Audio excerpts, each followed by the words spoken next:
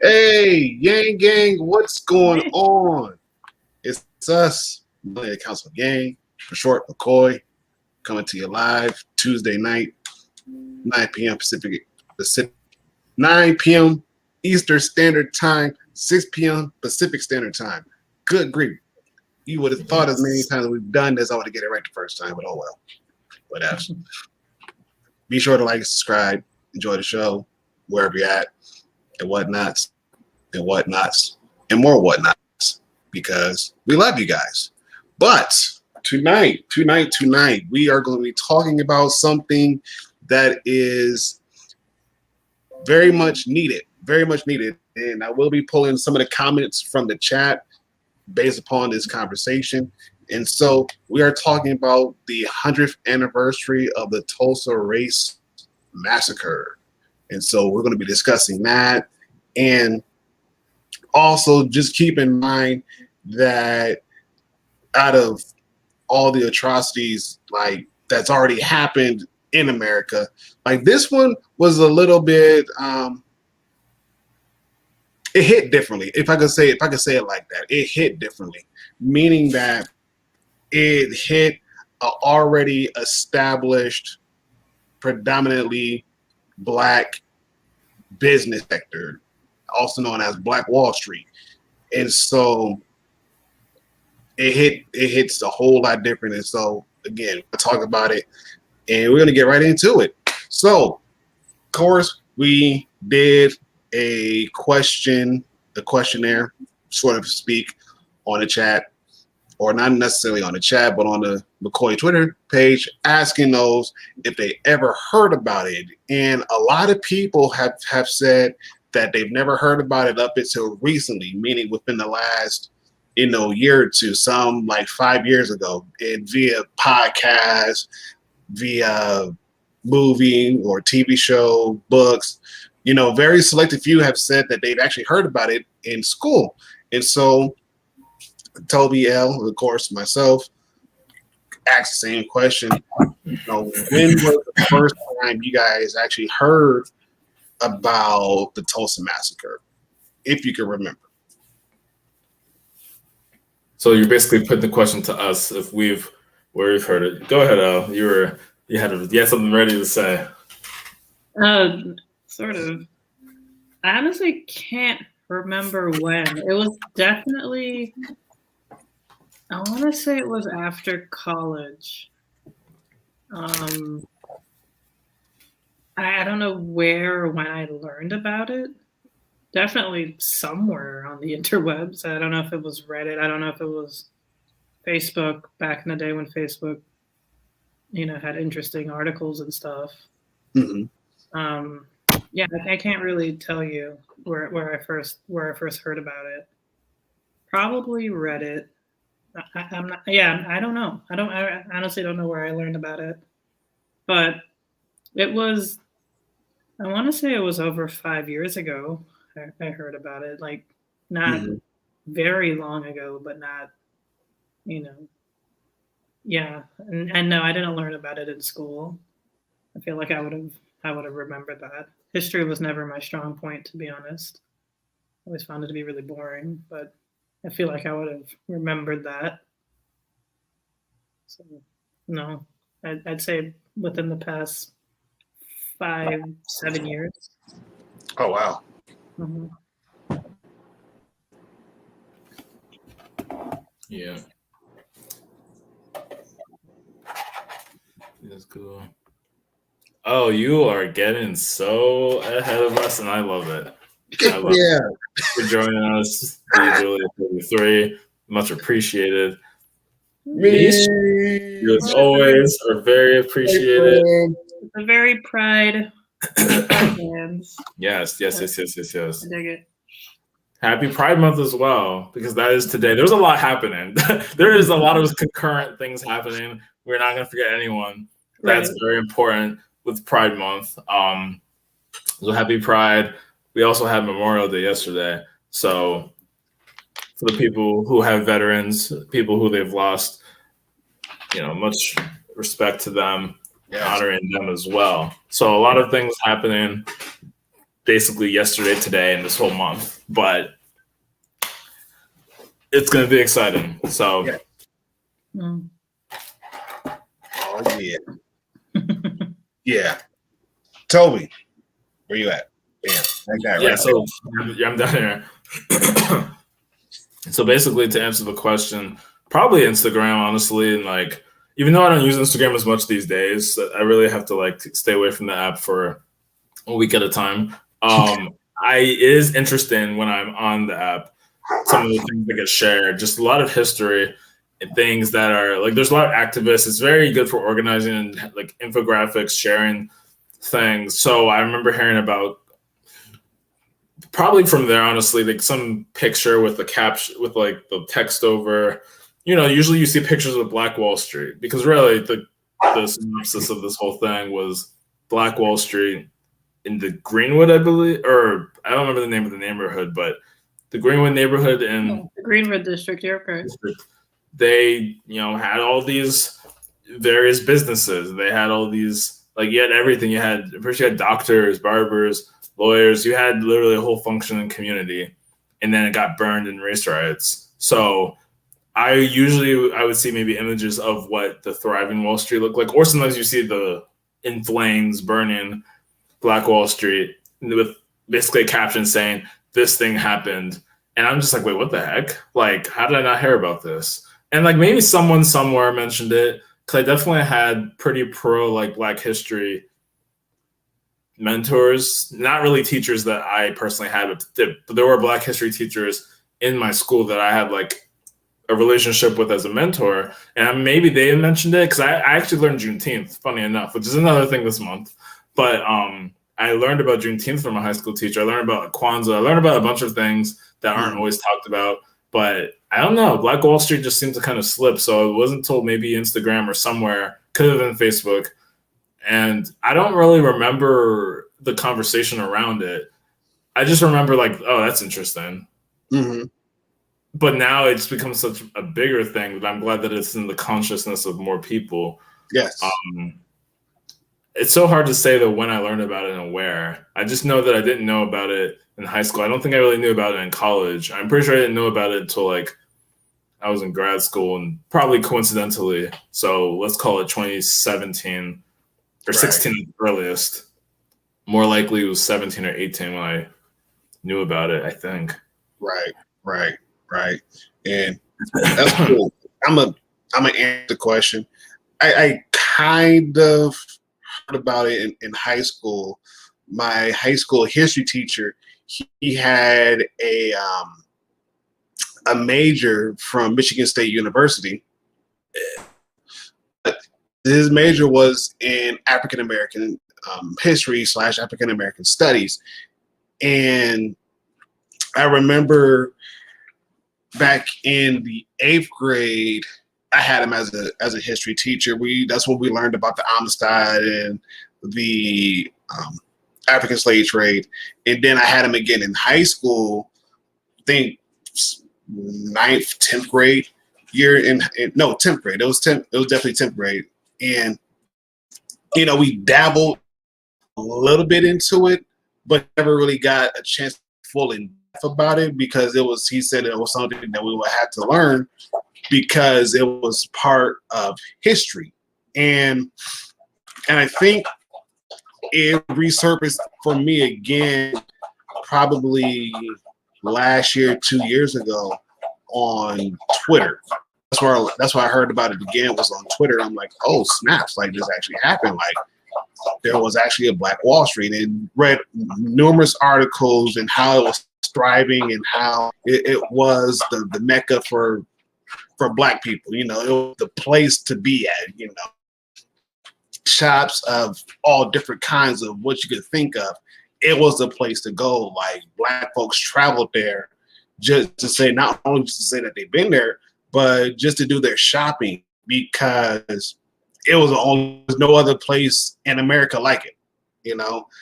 And I feel as though that we, as the next generation that's coming up, we should have these conversations. We should be talking about these conversations, because of the fact that it's important. You know, we already hear how legislation is sweeping across America, especially in those states that are like heavily controlled with Republicans, whether it's a Republican governor or Republican House of Representatives on a state level. They're passing laws that's kind of like silencing the teaching of what's going on.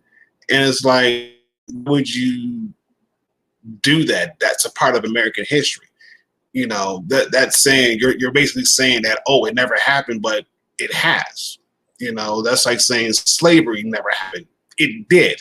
You know, a lot of the founding fathers, they had slaves themselves. So it's like, yeah, we know that the Constitution said that all are created equal, but in hindsight, no. Why? They still had slaves. And so it's like, no, not all men were created equal. You know, and even still, it's a fight to even make sure that all men were created equal, that all men are created equal, and we still are fighting to have even that chunk, that equality chunk, just even established. So here we are. Go ahead, Al. Oh, I was just gonna say, it seems like, you know, everywhere always promotes, you know, talking about problems and issues, but racism just seems to be the only problem that can resolve itself without talking about it. Which, of course, I'm you know, joking, but like that just seems to always be the like how things are communicated. That always seems to just be the case where, oh, you know, like if I broke my arm, I will have to go and talk to a doctor because this is a problem. But when it comes to racism, if I'm experiencing it, if it's literally hurting me mentally, lowering my life expectancy, causing high blood pressure, and and stress and things like that, I should just not talk about it because it's going to resolve what exactly? Like, I'm not going to try to lower my life expectancy just to make you feel okay. That makes absolutely no sense. Agreed. I was going to say something else, but I can't remember. Agreed. But yeah, like essentially just, erasing these sorts of things. It's just very depressing and sad. Like history should be taught as it is, because this isn't just, to be like, history for us, for Black people. This is history for like America and Americans, because, there are people from all types of backgrounds who would have really appreciated learning about this, because you see it all throughout Twitter, social media, everywhere, where people are like, what? I didn't know about this. What? I never learned this. And it just goes to show that these are the things that people would rather be learning about. Because yes. I honestly couldn't really tell you jack shit all about World War II. There are some like World War II buffs who knew about like the tanks, the weaponry, who was fighting what, where, when, like, soldiers, and that's great. And those people will always exist. But when it comes to other aspects of history, it's like, there's nothing to necessarily pique everyone's interest. Right. And my sister told me like a couple of years ago, like my nephew, he's in elementary school. So this was a couple of years ago. So he was probably like, before COVID. So he was probably like in like first, second, third grade. Mm-hmm. And he came home from school just really sad. And he asked his mom, my sister, he was like, Mom, were Black people just slaves? Like, were Black people only slaves? And that's such a heartbreaking, devastating thing to hear and witness as a mother. Even me as an aunt, I wasn't even there, but like thinking back when I was in elementary school, you don't really hear much. You hear about slavery. You hear about the end of slavery with the Emancipation Proclamation. We don't hear about Juneteenth. That would have been great. I don't even remember when I learned about June. I think I learned about the Tulsa race massacre before I learned about Juneteenth. I think it was probably less than 5 years ago I learned about Juneteenth, to be quite honest. I think I knew about it before that episode of Atlanta. I think I did. I don't know. I can't remember. Maybe it was like a Google Doodle. I don't know. Maybe it was before that. Not like not the actual Google Doodle, but there was like this image that went viral, and then they hired that artist. But I knew about it before that. I don't know when I learned about Juneteenth actually. Yeah. But I think I learned about the Tulsa race. Anyway, so they don't talk about Juneteenth in school, and then you don't really go about Jim Crow. They're just like, oh, it was segregated, and Black people couldn't even drink from the same water fountain as white people. When there was so much more to segregation that I'm just now learning about, that it just isn't really spoken about. It's almost as if, oh, Black people lived over here, white people lived over here, and that was it. It's like, oh, keep the races separate, and it was just a separation. But there was a huge separation and disparity of wealth, huge separation disparity of rights in the country, in the city, state, country. Like, just laws were created to just keep the separation, keep whites in a better area. There was redlining. There was, just like the removal of wealth from Black communities. And I was actually just reading, and please don't quote me. I might be getting it wrong, but I don't think so. But this is a fact. Tulsa, the Greenwood district in Tulsa, wasn't the only Black Wall Street. There was actually a few more. And I heard that the Black Wall Street in Tulsa wasn't even the most popular one. I think the most popular one was in Birmingham, Alabama. I could be wrong. I follow Michael Harriet, who's a writer on The Root on Twitter, and he's just like a wealth of knowledge. And he's probably the only person whose Twitter threads I actually read from top to bottom. But yeah, so he was saying how, Tulsa wasn't even the only Black Wall Street. Like, there were others. But I think the reason why Tulsa gets so much attention is because it was the only one that was just desecrated. The others seem to have just kind of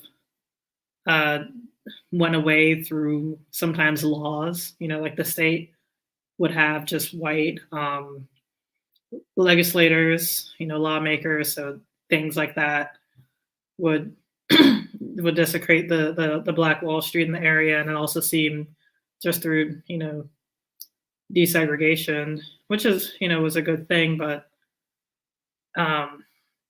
there was a difference between like a supermarket in a white neighborhood versus a corner store or market in a Black neighborhood. Like, there was just more, like, even though like Black Wall Street still had a lot of things that, there was just still things missing that. And then, money was eventually sort of just moved out of the neighborhoods.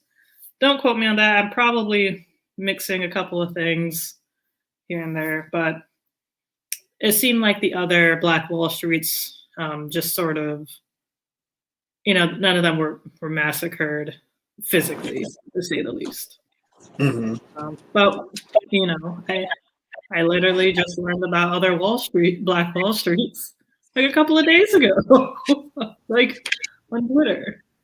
And, it's just sad how you just don't hear about it. You don't hear about like Black innovation, Black wealth, Black, like just being industrious and things like that. When you look around and see like Black people around you, if you really open your eyes and, aren't looking at us through a stereotypical racist lens, you'll see us, actually doing things. The tokens that you perceive us as are way more common than you think. And we're not just, like these lazy group of people who are just trying to like live off the state or, being welfare queens or any sort of negative stereotype that, we've all been privy to in our lifetimes. But, so it's not hard to really imagine or think that, if left up to our own vices in an area and we had very limited resources, that, chances are we'd all come together and create something awesome and, be able to show our talents, whether it's like build movie theaters or create, jobs and, build things and, just be industrious in that way. Because there was just, of course, we're going to do that. It shouldn't really be that surprising. But when you're not learning about it, it starts to become sort of, to me, it starts to become more like common sense, because we're just not learning about it. So I would just feel like, oh yeah, that does make sense. Like, of course we would, be creating, such amazing things. But yeah. Yeah, no, that's. I felt like I just went on a big old tangent. I hope I made sense. I was gonna actually go off of that. No, I'm glad you brought it up because the Twitter threads. I mean, I've not been seeing as many things because I'm not as active. But that is one of the things I missed is definitely those bits and nuggets of knowledge because I definitely learned. I don't remember if it was through Twitter or where, but I did learn that there was probably again Instagram from those like slideshows where it's just like a lot of information. I found out that there were a bunch of other like Black Wall Streets. And the really interesting thing I remember from this, it was either last year or it could have been 2019, but it could have been last year. But it was talking about how the reason for some of them shriveling up wasn't because, like you said, this one was because of race violence. Some of the other ones had other reasons for failing. Right. A very interesting one, which I think deserves, if not its own topic, at least to be talked about in another episode with other topics similar, is that when integration happened after the civil rights movement, a lot of Black people left, right? We know about white flight. Well, if you don't know about white flight, it was where more wealthy white people would leave certain neighborhoods that Black people would come into. This is for the general audience. So white flight would happen. A lot of white people would leave certain areas that were becoming more Black. And so those areas kind of lost a lot of those resources from those wealthier people. But it also happened with higher class Black people. So there's like a upper class, even the middle class Black flight, where a lot of Black people left some of these areas, especially in the South, to go north, right? The Great Migration, yada, yada. Right. That might have been a different time, but it all kind of happened over decades. Mm-hmm. So a lot of like certain Black communities ended up, like things like Black Wall Street ended up not doing so well. Like Black Wall Street, of course, we know what happened to Black Wall Street, but some of the smaller communities ended up shriveling because Black people decided to spend their dollars at white establishments that now let them spend them there. A lot of people moved to go more up north or other places. So I think it is a very interesting thing looking at Black Wall Street and some of the other smaller versions and seeing like what exactly caused these things to fail. And then there are some people who even posit the question of, was integration a net positive? Which, I mean, yes, for many reasons, socially and culturally it is. But there was a lot of economic and financial devastation, to be very real, that happened to a lot of Black communities once integration happened and Black people could spend their money in white businesses. So again, that topic, that in itself could be talked about more at length, but it's pretty relevant to Black Wall Street, to the other Black Wall Streets that weren't destroyed by race riots. Because they did collapse from just lack of support from, the wealthier white people that left, but even the wealthier Black people that left. Which brings up another thing. So during the thread that was posted on the McCoy Twitter page, because I almost want to say Twitch for whatever godforsaken reason. It's always on the tip of my tongue. I have to like the same Twitch, man. 4 letters. Yeah, it's true. TWIT or TWITTER or TWITCH. Yeah, it's like I gotta slow my brain down just like a half a step. Like, remember, there's a Twitch, there's a Twitter. The main one that we do a lot of the posting is on Twitter. We stream on Twitch. But, you know. Anyways, a young lady on the McCoy Twitter page posted a link, which I have the link in the description box below, about Wilmington, North Carolina.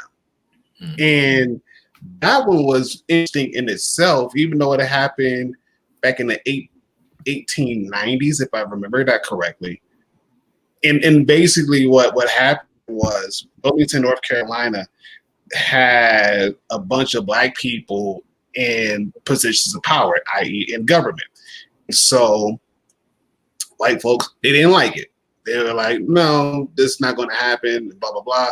And so they went in and pretty much just stormed the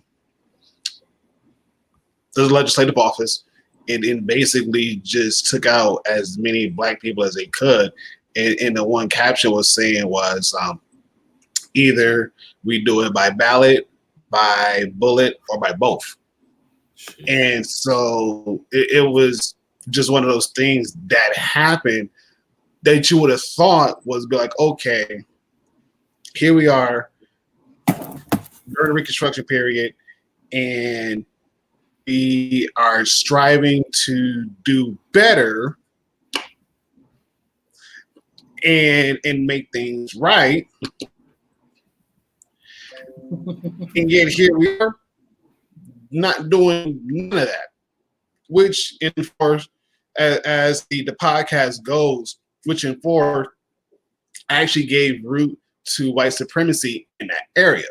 And so you have this going on.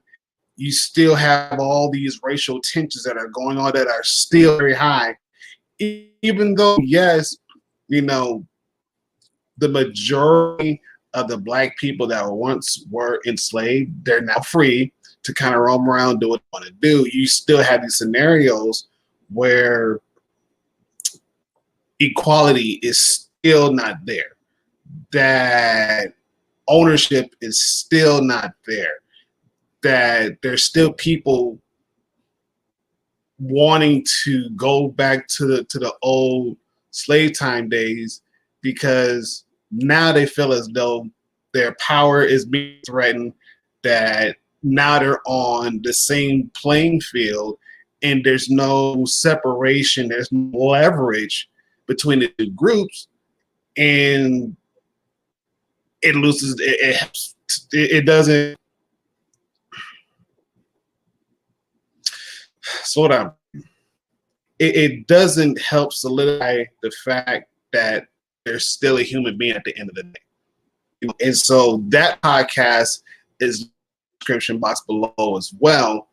And, you know, if you guys haven't heard about it, or if you want to discuss about it, we can. And again, if you guys want to listen to it, like I said, that podcast is in the description box below. It's like 30-something, it's like 30, or let's say 37 minutes long, you know.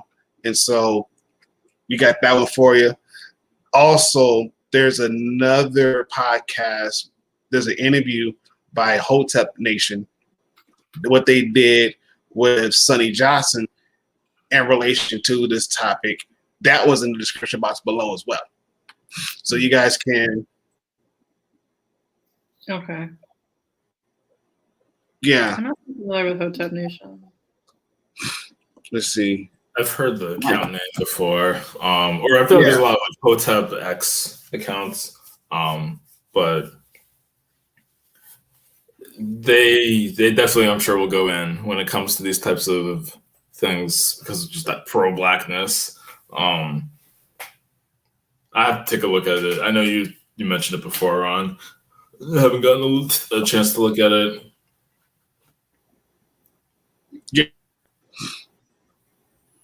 Yeah, and again, like I said, it's in there. And then also somebody else posted a link to the Martin Luther King III. He did a news article on Tulsa and how this is like a good time for Black entrepreneurship to be booming and how Black people need to come together and actually start doing some rebuilding and have Black people that want to start businesses, let them gain access. And so that link is in the description box below for you guys to read as well. And so, which brings up to question number 2. What are the barriers that happened during Tulsa 1921 that are still in place today, 2021? Racist white people in office.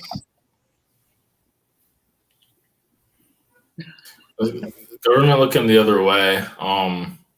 Though Biden, to his credit, is there, I think now, or he went there today to address this, right? The events from 100 years ago. But there are various government officials at different levels, especially there in Oklahoma, that are just not like willing to accept what happened, or they're willing to look the other way, because that's what happened back then. Like there was, I don't really know what the news reports were like, but there was the riot, and essentially it was like, we're gonna clear our hands of this. We didn't see anything, we didn't do anything. So when things like that happen, when the government is not willing to like accept or acknowledge things, that atrocities and racist things or whatever that happen, you keep getting more issues. So I mean that's a barrier, and unfortunately it's come down on certain ideological or political lines.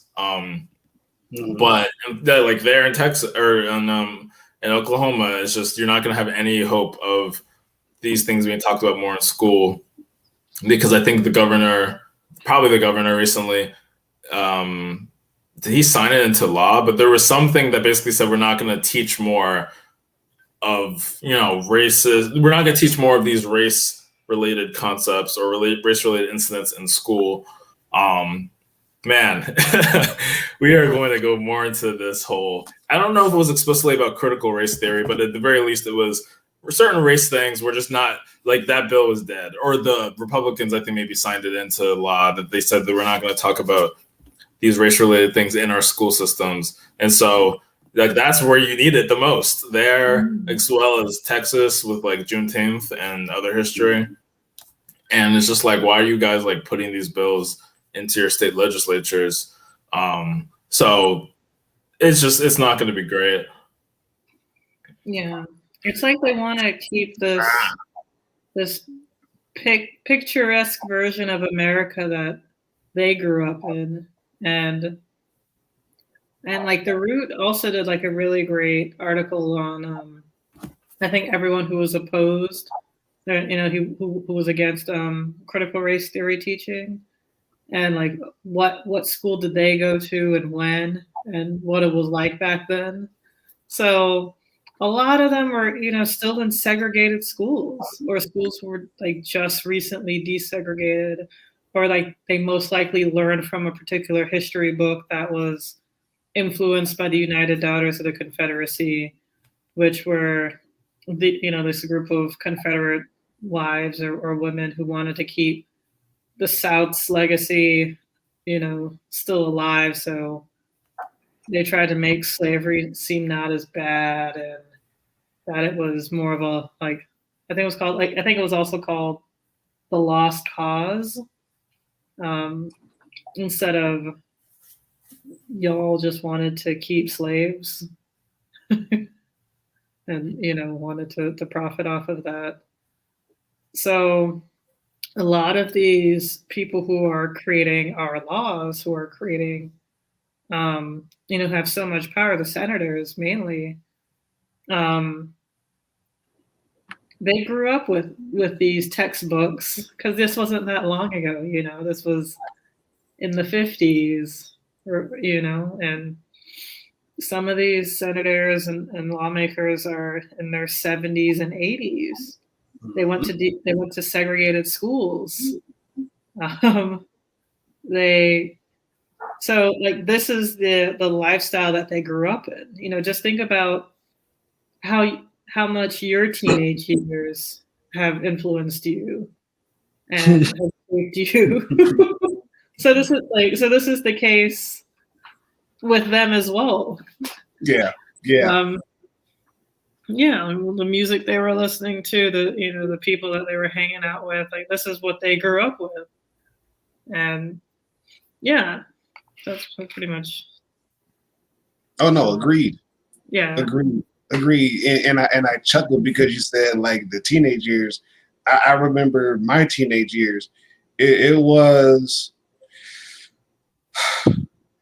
pretty much one of those carefree times growing up as a teenager, especially like southeast side of Grand Rapids. It was very carefree, but we were always kind of looking over our shoulder because of the fact that we didn't want to be in a predicament where we got caught up with the police, you know. Mm-hmm. And even still, like my brother told, he was like, man, you remember when we were in our friend's car going to the basketball game and we had to take off our hats in the car because we didn't want to get pulled over because of either gang affiliation or we were carrying drugs. Like, yeah, I remember that. Yeah, oh yeah, I remember that. I remember that clear as day. And actually, I remember my friend. He actually took off my hat. Like it was me, my brother, my friend, and my other friend. He was driving, and so he took off my hat and put it on my lap. I kind of looked at him weird, like, why did you do that for? He said, dude, he was like, you don't want us to get. He said, we don't want to get pulled over because your hat is on. Like, what does that have to do? Like, he's like, dude, the police officers out here, they don't care. They're gonna think we're all gang members. He's like, look at us, a bunch of black kids going to a basketball game, and we all got on hats. What you think? I'm like, okay. Like, I don't fully understand, but okay. Yeah, right. Go ahead. But I want to say early, mid-2000s, right? So that was, during, like Rockefeller Records was Rockefeller Records. I'm thinking like Killer Cam and, like those rappers who were, with the baggy jeans, like Joel Santana with the, the big jerseys and everybody. Yeah. Like, so. Yeah. Yes. That's the area I grew up. That's the era I grew up in. Yes. Right. With the do-rag. Yeah. Yeah. Like, it's just so funny to think that, because like, that now that we're older and we know we have friends that we went to high school with, or people went to high school with who are police officers, and family members that might be police officers and things like that. Just thinking about who these people are. Some of them are like our age, and they're probably just out here stereotyping, and then we have to be mindful of their stereotypes. It's like, oh no, rap music, because I listen to it, they might think. And they might think I'm gang affiliated. Like it's such a stupid concept when you think about it. It is. They're probably like, oh, NWA said fuck the police. All those people who listen to rap music are bad, or like some bullshit. Like, I know for a fact not all cops were really out there thinking like that. No, I know that there's a lot of cops who listen to rap music themselves. Like, it's just sort of funny to think that we had to go through that. We had to be mindful of how they perceive stereotypes. Mm-hmm. And we just had to be like, oh, I'm not a stereotype. And I don't know. I'm going on a tangent, but I just remember it's just annoying having to feel that way. Because it almost gives me like I'm one of the good ones because I'm not a stereotype. Oh, God. At the end of the fucking day, like, they will throw you under the bus at any given chance. Oh, what a course. What a course. I mean. So it's like, what the hell am I trying to work for? Like, no, like, fuck all your attention. I'm just trying to be me. Like, I gotta. Of course. And here's the thing about it, too. Like, even growing up in Grand Rapids, like, I will still go there and not much has changed. Like, literally not much has changed. I mean, sure, yes, we all black brewery in Grand Rapids. Like, cool, great, awesome. We got like a bunch of like black businesses blowing out the wazoo. Cool, great. But the police force hasn't changed since I grew up. The police cars, they haven't changed since I grew up. Like, yes, they haven't changed. Like, they still have that same logo, the same style. It has not changed. I mean, the buildings haven't changed. Neighborhoods, they haven't really changed. And it's just amazing. I'm like, wow. Like, I remember growing up here, and I remember doing this, that, and the third. And it's like there's just some things that never really changed. There's some parts of Grand Rapids that have changed, that's gotten better, but it's like everything else still like a blast in the past. Like, they're still here, like it hasn't been remodeled, updated. Nothing is just there. I remember going to our old son's track meet at the football stadium that I ran track and played football on. And I remember looking at the yellow lines because it got like soccer posts in there. I remember that was never there. They're like, what you mean? Like, that's new. The little soccer outline, that's new. That was never there. Never. No. Like, are you serious? Like, yo, yeah. Oh, that was never there. No, I got the turf burn. Like, that was never there. And I was like, a lot has changed. Like, there's some good things that Grand Rapids has changed, but a lot of the other stuff, nah, that has not changed. That has not changed. And so that actually leads back to the Tulsa race massacre. Like, a lot of things really haven't changed since then. I mean, you think 100 years ago, not a lot has changed. And again, Elle said it, Tobias said it, that we still have these politicians that are in office creating laws to try to things like the good old days. Try to keep things separate people. And it's like, no, past that now. We ought to be past it now. And for whatever ego or whatever agenda you got running in your ego, is like, dude, come on, get with the program. Jim dead, or he was supposed to be dead, but obviously he's not. Because you're still writing bills, passing bills, and it's like, when are you guys gonna wake up and smell the coffee? And where did I see this at? Because somebody in the threads post something like how during the late 1800s going into the early 1900s, and even up until, we'll even say like mid 1920s up until 1970s, a lot of Black people were Republican or voted Republican. Yeah. And how, like, after that event, it kind of flip-flopped. And so somebody wanted us to talk about that. And yeah, like, I agree. And so it's like the one thing that probably has changed is more and more Black people are identifying with the Democratic Party, but they still kind of hold true to some of the Republican ideals. Mm-hmm. And the question I want to ask is, do you guys think that is so? Yeah.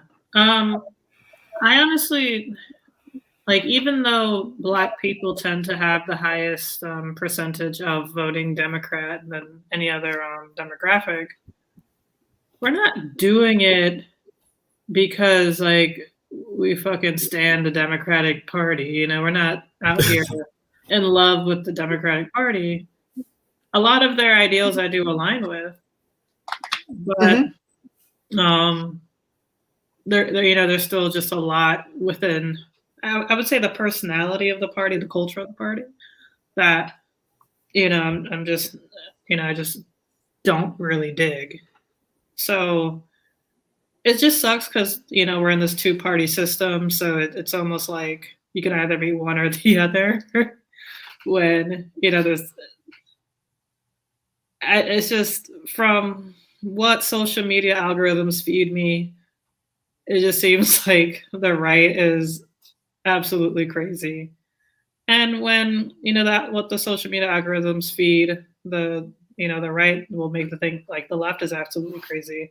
I have been trying for over a year now to find some sane Black Republicans to follow on Twitter. and my criteria is, if they're not just, if every single one of their tweets isn't just shitting on the Democrats, if any of them are actually talking about policy and things like that. Because sometimes it'd be like, oh, Republican governor, blah, blah, blah, did this. If it were a Democrat, they would blah, blah, blah. Democrats are going to shit their pants. And it's like, why are you bringing, why are you bringing Democrats into your fucking tweet right now? Just say that. Just say the first part and don't say the second part. Or they would have like a Twitter, they'll have a YouTube channel. And, like their most popular post would be like, Black conservative totally owns white liberal snowflake. God. Like, oh my god! Oh my god! It's like, can you just be a conservative and just talk about conservative policy? I'm genuinely interested. I would just like to hear. I'd like to know what's going on the other side. I guess from working in tech and it's not like I totally understand how algorithms work, but I know that they're trying to pigeonhole you into a certain box and view only certain things. I want to follow people that I don't always agree with just so I can learn and understand and see their point of view and all that. And then so social media is just not allowing me. Yes, you hit those. Yeah. Oh my goodness, I hate facts and logic. I feel like internet white boys just cream themselves whenever they see a YouTube video that says something with owned by facts and logic. Like, I don't know what it is with that phrase, facts and logic, that I don't know, like dudes on Reddit, YouTube just like elevate over. And then like you listen to the video, I'm like, this wasn't that great of an own, this is just it's like, why are you trying to make this sound so dramatic and interesting? Like this was like a WWE match. Stop it! No! My childhood, don't ruin it already. I'm not ruining it. I can understand if like The Rock owned, I don't know, wrestler Triple H with facts and logic. I'd be like, okay, and like he fucking did, like he would fucking kill it. But like Ted Cruz owns, I don't know, like Senator Elizabeth Warren with facts and logic, and then it's not really, it's just him saying some bullshit. I'm making up this. I don't know if there's a real YouTube video with that, but that's how they're conveyed. It's like he just says like some shit that's probably not even on the topic of conversation, most likely. And I'm just, listening to this, and I'm like, this isn't facts or logic. This is just saying a bunch of words in a 2-minute clip where he's just angry, going off on something. I'm no better person from listening to this now. High school Yeah. Yeah. Yes. I'm just waiting on somebody to come out and call somebody else a jabroni. I'm waiting on that on national TV. Like, and hold on. And that's the bottom line, because Stone Cold said so. Like, okay, gotcha. It been like, I'm gonna lay you flat like some Aunt Jemima pancakes, you jabroni. Like, oh, come on. Let's get it. That would be hilarious. I see that happening. Like I heard, I don't know if this was true. Let me actually look at it before I even say this. But like apparently Floyd Mayweather is gonna fight Logan Paul, the YouTuber. Yeah. And this is happening in Miami. I don't even know that. I'm like, I was like, Floyd Mayweather, like the actual boxer? Yeah, the actual fighter is gonna fight a YouTuber who he's gonna get demolished. I don't really know him. It's weird because Logan Paul, I didn't know much about Logan Paul. Jake Paul's the one who's been really notorious, and he's the one who's actually been winning a lot of fights recently. Well, his handful of fights, but pretty surprisingly. Nate Robinson, I think, and then there's another one recently. So he's the one who was really trying to beef up with Mayweather. Like if you saw the whole gotcha hat thing where he literally just took his hat off at a press conference and like he got laid out by someone. I mean, I think he got hit by a security guard. One of those. Bad though if you got hit by a security guard.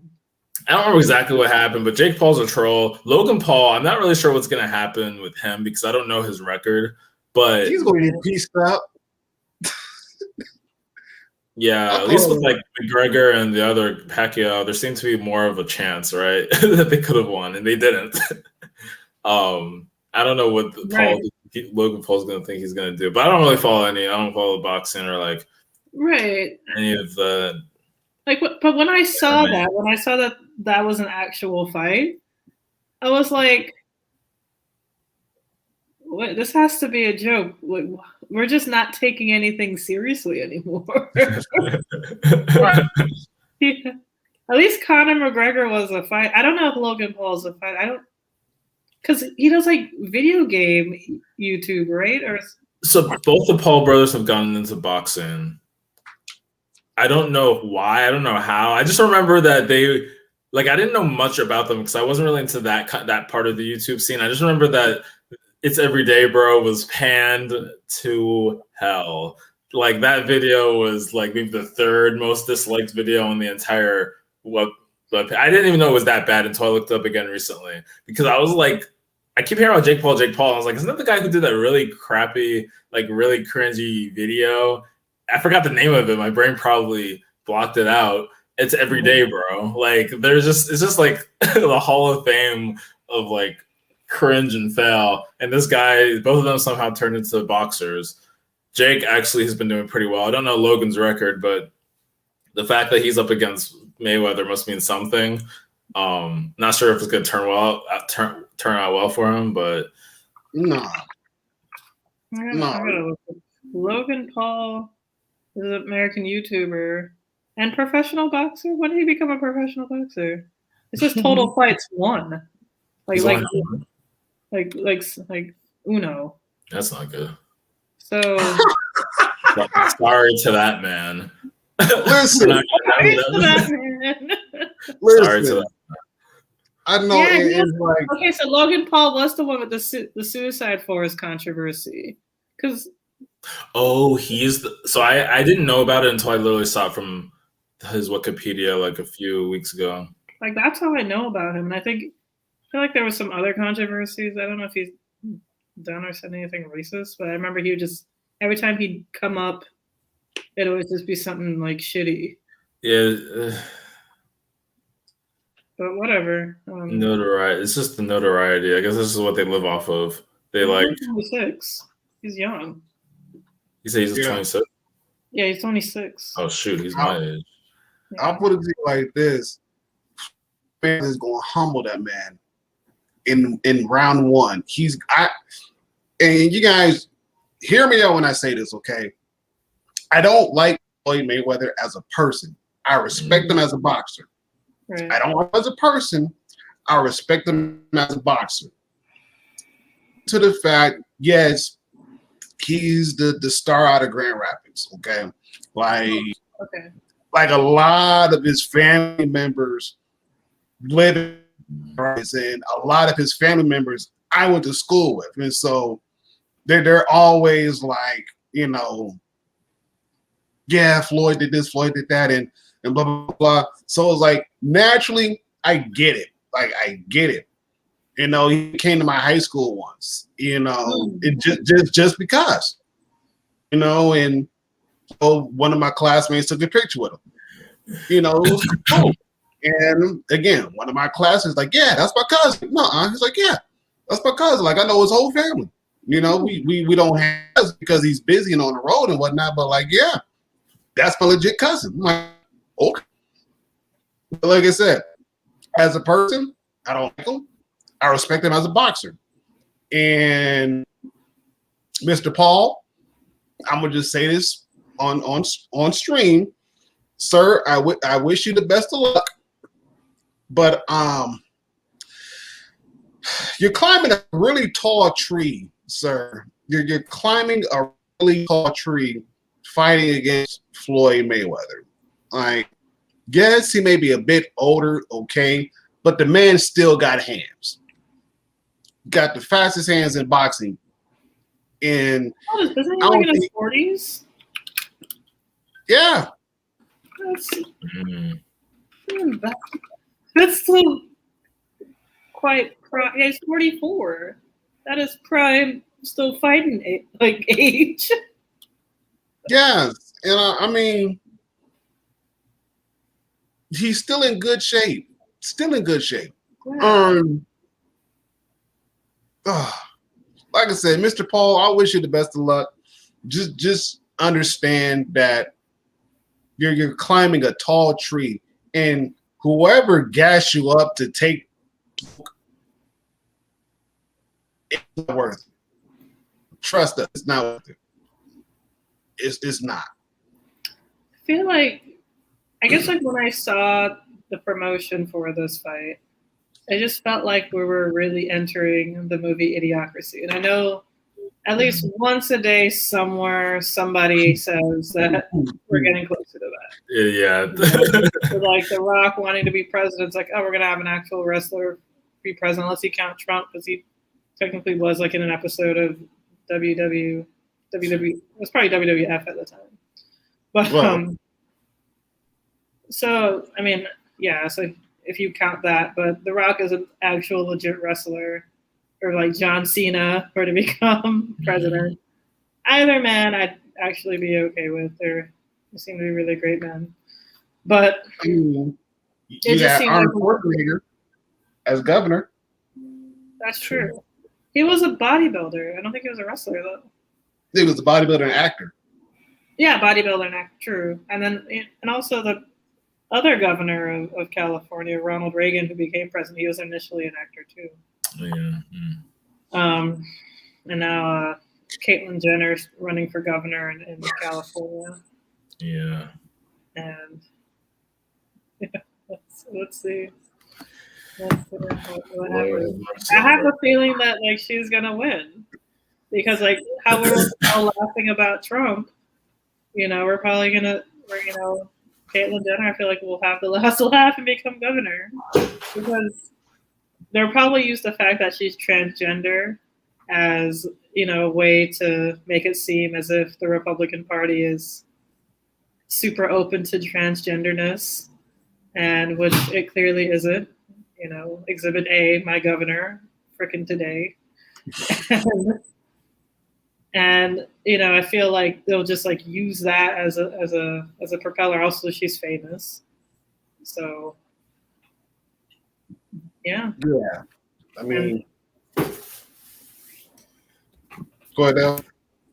I don't know. That was pretty much it. Just I feel as though that could be the case, because I feel like if there's one thing that the left tends to underestimate, is what the right is willing to do to win. Facts. Yeah. Facts. So, we'll look like we're, putting the left will look like they're putting their foot in their mouth if they're, trying to joke about Caitlyn Jenner. If we're trying to, be like, oh, the Republicans will never accept her. They would if she's saying the right things. Yeah, because I've heard she's pretty, I don't know if far right's the word, but she's like a pretty like boomer conservative.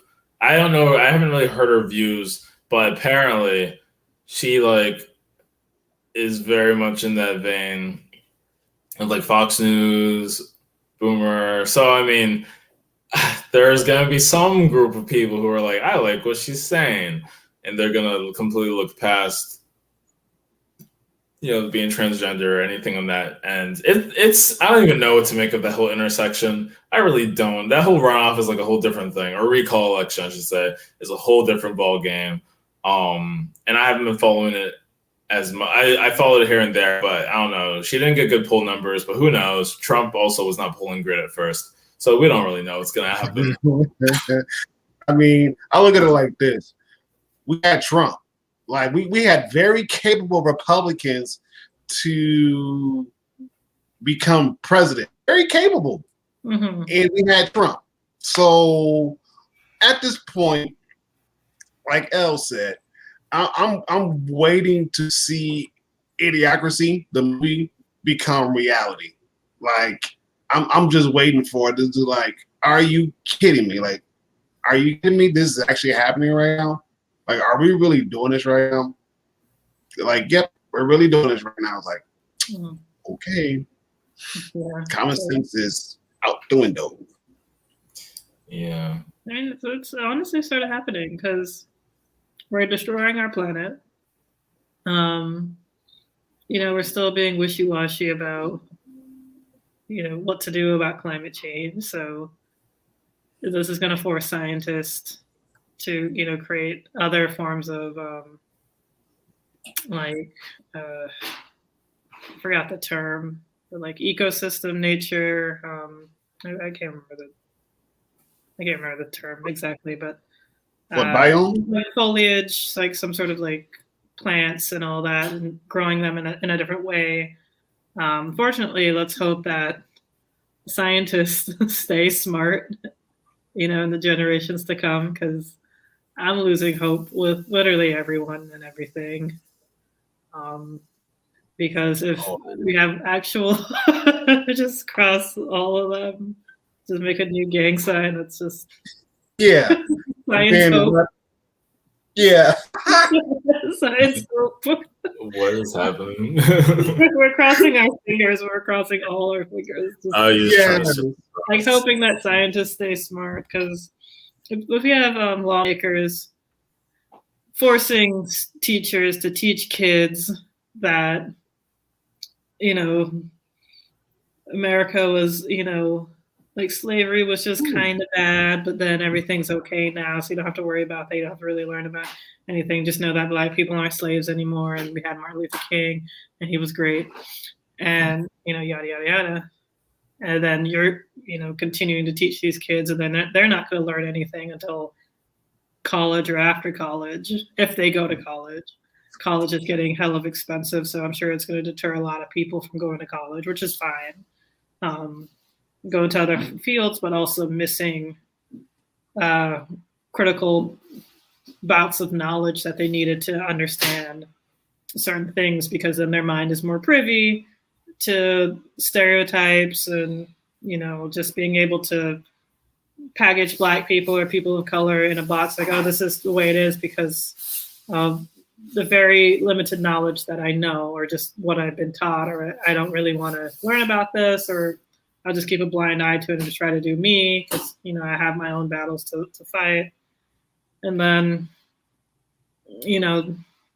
running at, everybody's still working multiple jobs just to make ends meet because they're not trying to boost the minimum wage, or at least they're trying not to. It seems like they are, because there's just a shortage of employers. I don't know about you, but everywhere I go, they're always hiring, or there's always, or they're always just short on staff. Like everywhere, I see not hiring signs everywhere. I used to have an app called Job Seeker or something. It was an app by Indeed, and you had to take pictures of not hiring signs and then the picture of the building, and with that you get points towards, like pennies or dollars towards an Amazon gift card, and then you can claim the Amazon gift card whenever you want. So it was pretty cool. It was a cool app, and I'm like, then they totally shut down that app like during the pandemic, or even, I think it was before or during, but they totally shut down the app. And I was like, damn it, this would be the perfect time to have that app, because it was nice getting like $40-$50 occasionally. Yes. Yeah. Periscope. That's Periscope, that's on Twitter. Periscope and Twitter. They're married. Yeah, they're married. Aw. Yeah. Aw. No, I was gonna say it's funny you brought that up too, because even when I was down in Miami, and I seen a bunch of places hiring, like a bunch. The CVS down there, the guy, he was real cool and everything else. They were hiring and whatnot, and so it was like, yeah, a lot of people that are still looking for jobs is like it's out there. It's just depending upon what you want to do, you know, and even then, if you really want to do it for the rest of your life. So we have that conversation to discuss amongst other conversations. Yes, Mish, yes. Yeah. Yes, they are. Like several states have already passed it. Several states have already passed it, which is crazy, you know.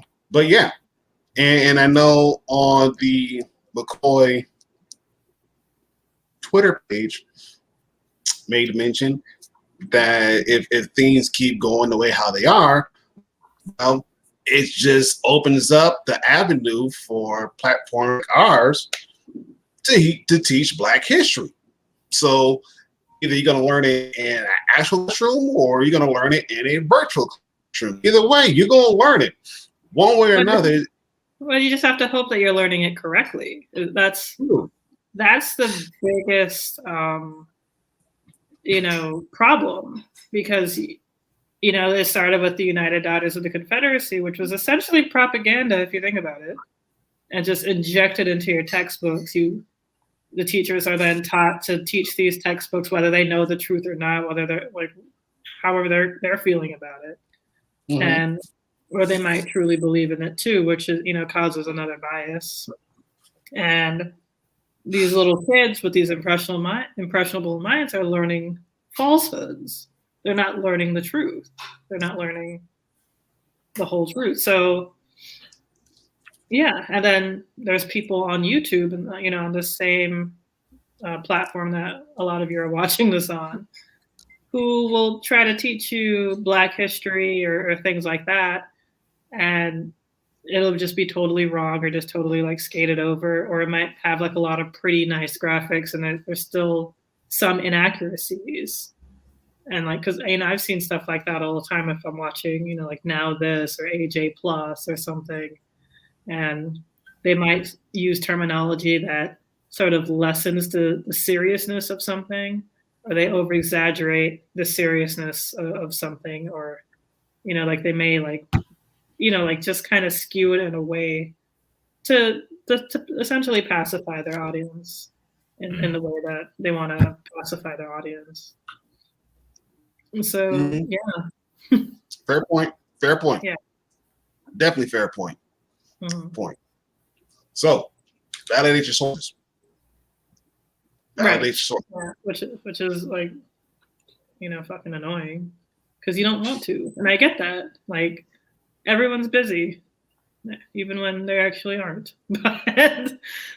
And they want to just watch something. They just want things to just be told to them. And sometimes that's the best way for people to learn. Like, I love Explained on Vox. Well, by Vox on Netflix. And they had Money Explained just recently, like a 4-episode series. They had The Mind Explained. I think there was like Sex Explained. Like, there was a lot of things explained. And it's just really interesting to watch. However, I'm not 100% sure if everything they were saying was like, 100% accurate. I feel like Vox does a decent job in research. And I feel like since these topics are pretty not biased, then like Money Explained, it's like talking about credit cards. You just talk about credit cards, but people will find bias in anything, so who knows? But yeah, like so, I learned a lot from just watching documentaries and things like that on Netflix. But if people can't really differentiate between a legitimate documentary, like I don't know, you could name whatever. I can't think of it. I was thinking like Forks Over Knives or something, versus a mockumentary or a fake documentary like Plandemic. Then that caused the whole entire fucking conspiracy, just because it just got spread out throughout the internet, and then you have issues. What I find funny is that I haven't really heard anyone or anything talk about Plandemic recently, like the guy who interviewed the lady. I don't even know who that was. Like, who was that man who interviewed the lady? And yeah, like, have you heard anything? Because I noticed about the Plandemic conspiracy. Oh, like Plandemic. It was like who was the interviewer? Like who was like? I just like some moderately good-looking chap. Like who was he? I haven't seen him. I haven't heard of him. Heard of him or heard from him or anything. He just sort of disappeared.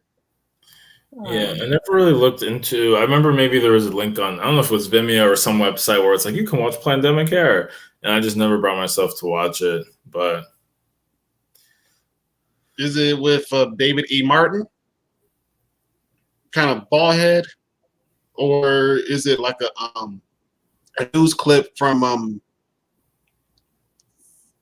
Fox News?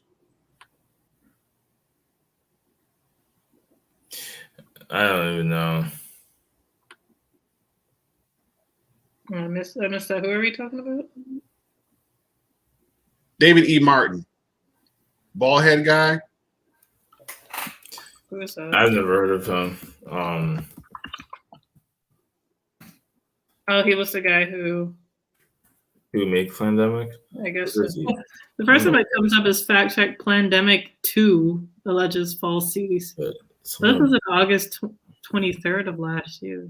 Was there really a Plandemic 2, or was there just some sort of rumor going? I don't know. I don't know why this was the first thing. No, I don't even know. Maybe the guy I'm thinking of. I never really watched the video. I only saw clips from last week tonight, and yeah, I don't know. I just know about lizardy butterflies, but I think either. What is this? Oh, there's a lot going on right now.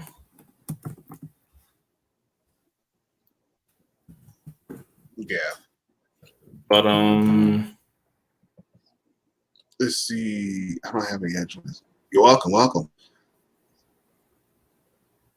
Ooh, here we go. How many of you invested in inventors? Ooh, yeah. That's a good question. That is a really good question. Well, I'm trying to be an inventor and I'm trying to invest in myself. There you go. Look at that. And that is how we get a resurgence of Black Wall Street. Boom. Facts. Boom. It's true. And I can search the web for that. Just tap the search chip. Oops. What are you doing, Google? Google can search the web for that. So I don't know why my thing that I won't say went off, the Google thing. I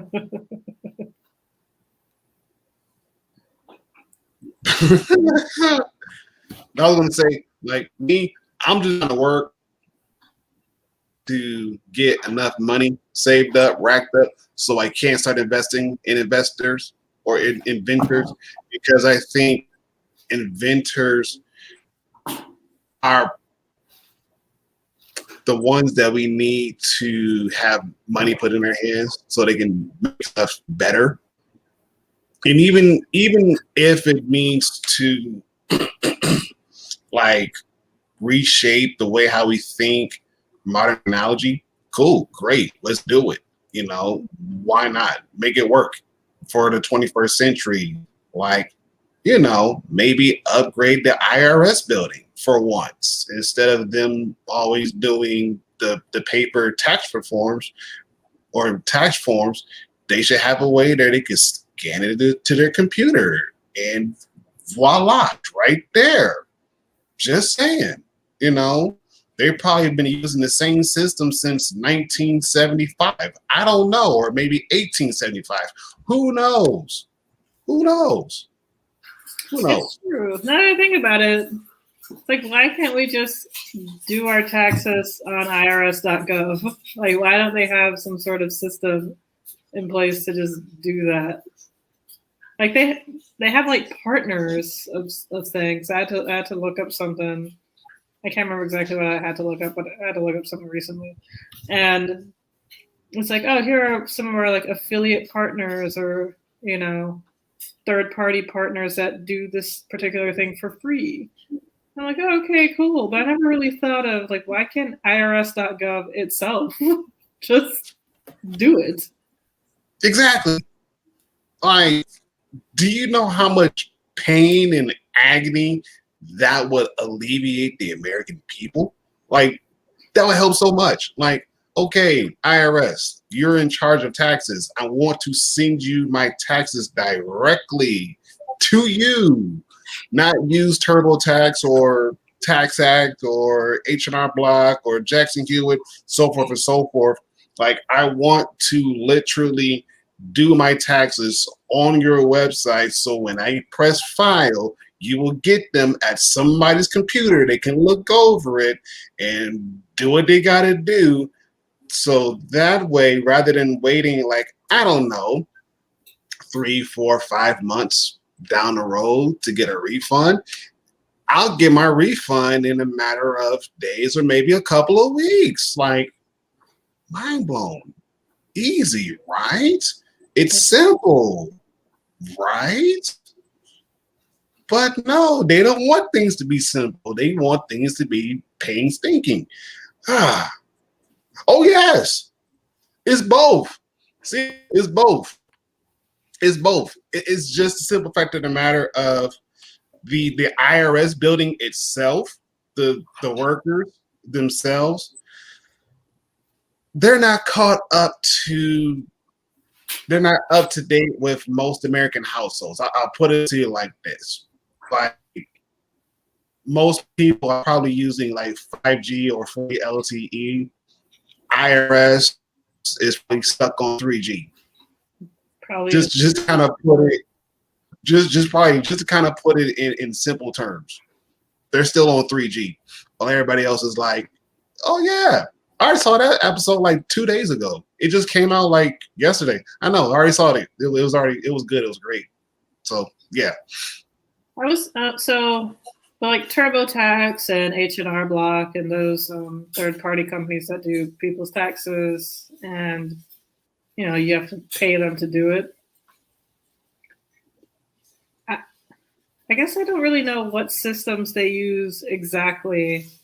I guess they use some sort of thing where they fill it out, because it has to be done, I think, through paper, because I think even though we fill it out online with TurboTax or H&R Block, and I think they probably have some sort of system where it prints it out with all your information, and then they mail it and send it to the IRS. I could be wrong, because I don't really, unless there's like some sort of online digital thing that the IRS can understand to, you know, to send it over. And I guess, you know, TurboTax is like an official third party or something. I'm wondering, like, I can go ahead. Go ahead and finish. I guess I was just thinking if we could just try to create or invent something that's just totally free, or, you know, maybe cheaper. Mm-hmm. If it's, you know, if we just have to have some sort of thing that, you know, maybe wirelessly prints somewhere, it gets into an envelope, you know, signed, sealed, and then just delivered. If that's how it's supposed to be done. Or, I don't know, create some sort of system where IRS can just buy it off of us. so that everyone could just do it online.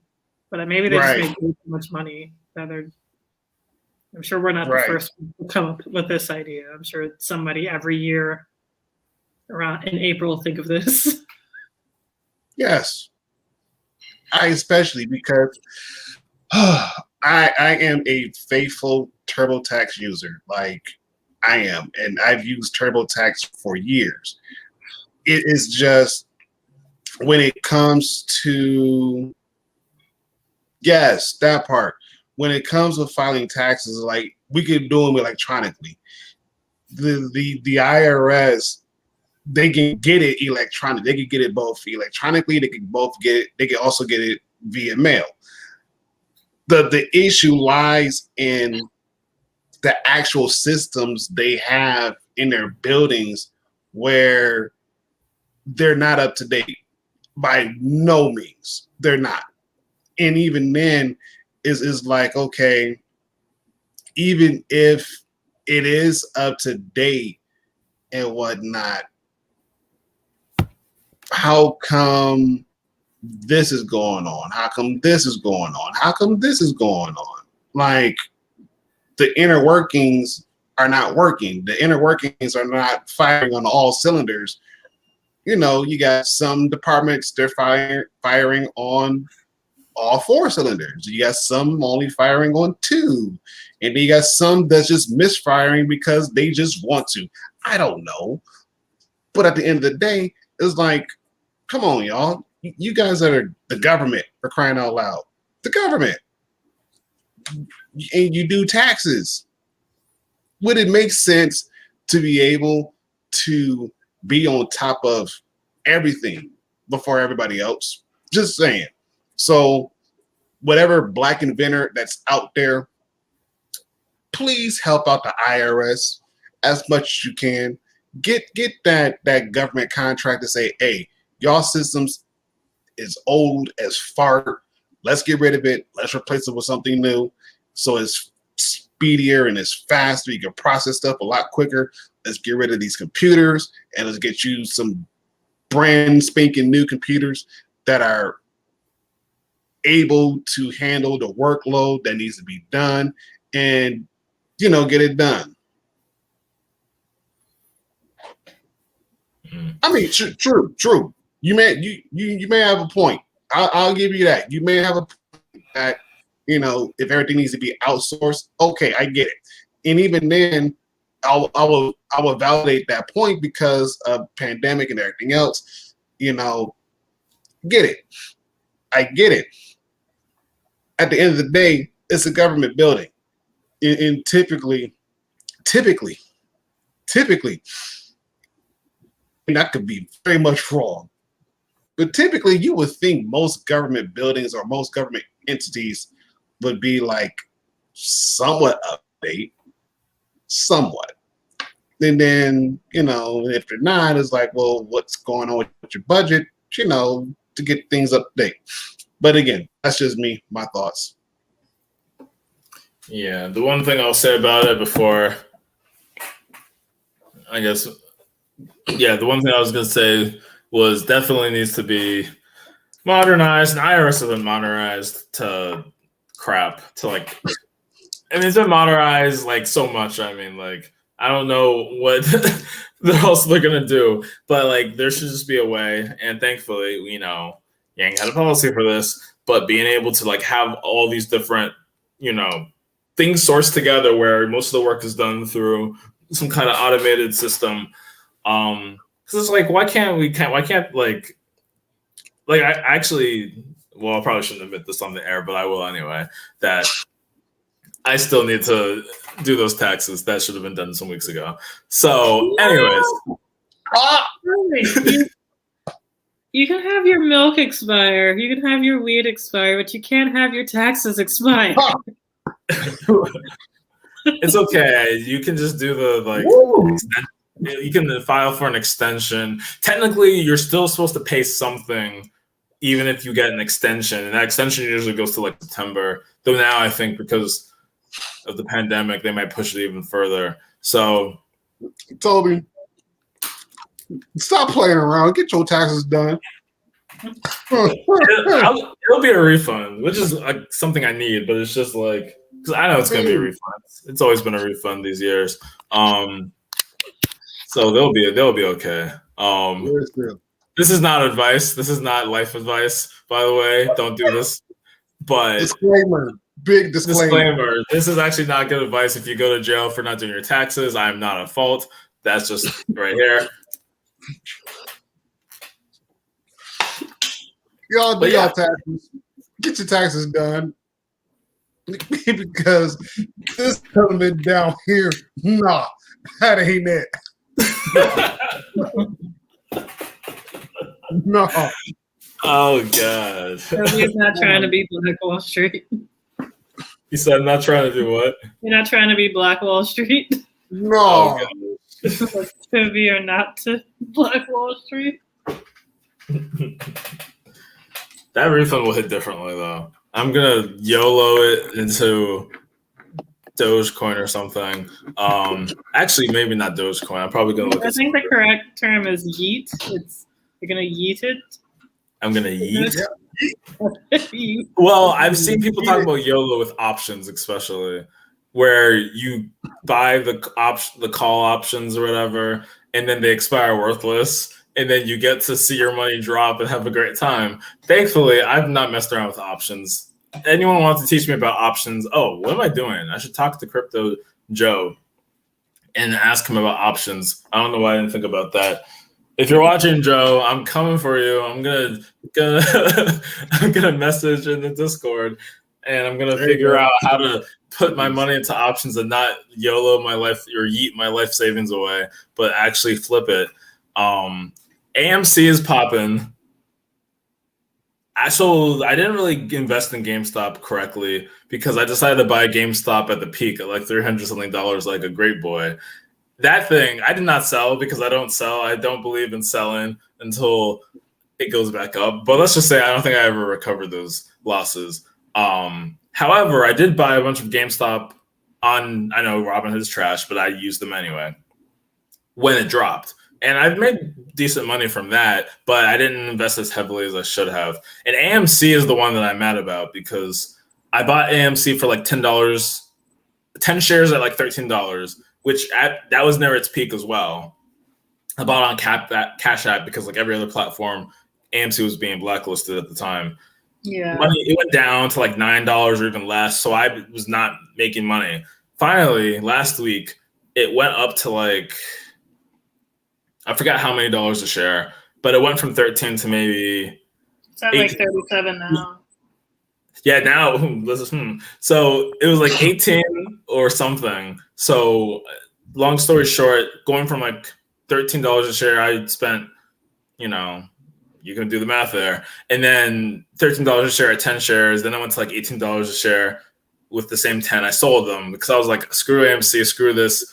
I was just finally happy to get my money back, only for it to double to like 30 something. So I'm just like, are we kidding? I could have kept my money in, but I was like, I got to sell at 18 before it drops, get my $50 profit and get the heck out. And now it's at $36. Or is this life? Is this actually how life goes? Yes. So that's how Wall Street goes. Just not Black Wall Street, but that's how Wall Street goes. Yeah, not Black Wall Street. Oh, Sure. Oh my gosh. Well, let me take that back. Not yet, at least. Not yet. Black Wall Street gonna get up there. Yeah. Black Wall Street's gonna get up there. Just gotta rebuild it from the ashes, like the Phoenix. And like the Phoenix, we rise. The one thing that I'll say, which is actually kind of relevant, I don't believe in selling. I don't believe in selling at a loss. I should have said. I don't believe in selling at a loss. That is totally true. Maybe it's time to get back. Clip it. Mish, clip it. I still, yeah, you're gonna have to. Well, that's fine. I don't believe in selling at a loss. I do not panic sell. I will take my loss and keep my loss on paper until the price goes back up. Okay. So, but however, once it hits a gain, that's when I'm gonna have to sell because. You think I'm digging myself in? No, I stand by what I said. I don't believe in selling at a loss, and I will not sell at a loss. even though I did lose gains, which sucks. It's not the same thing. It is. Yeah.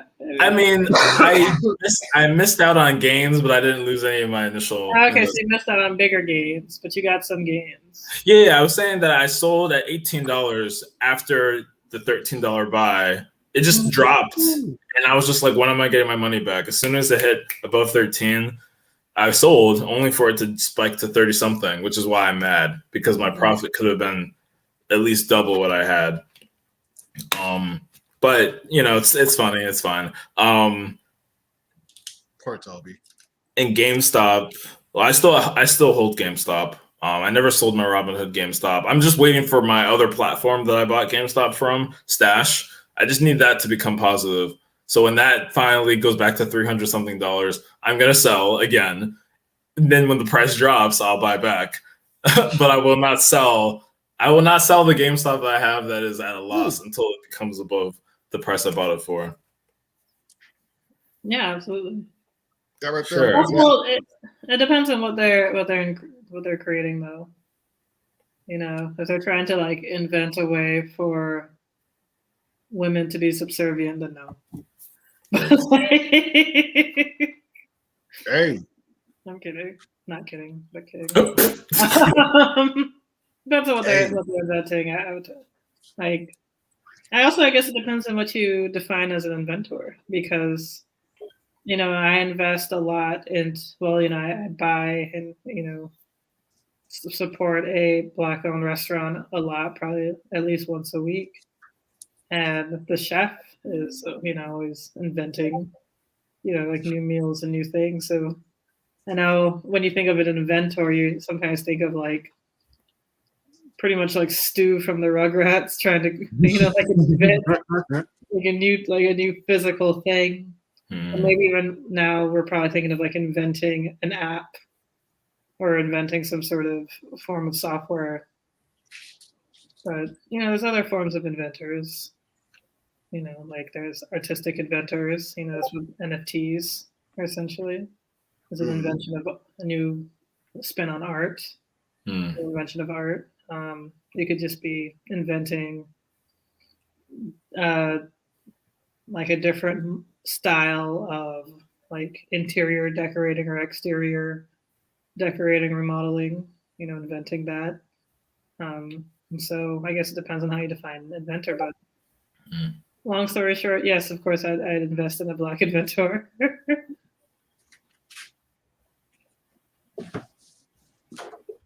Oh, yeah.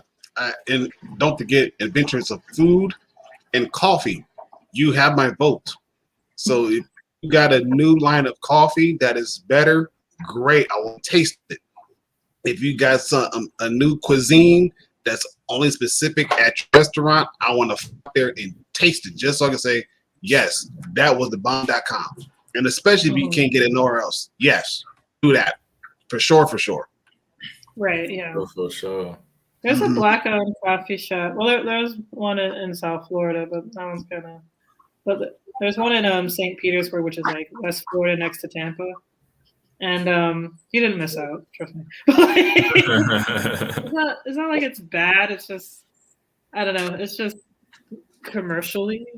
There's only one, but it's all right. It was like owned, but it's like from an ex-football player.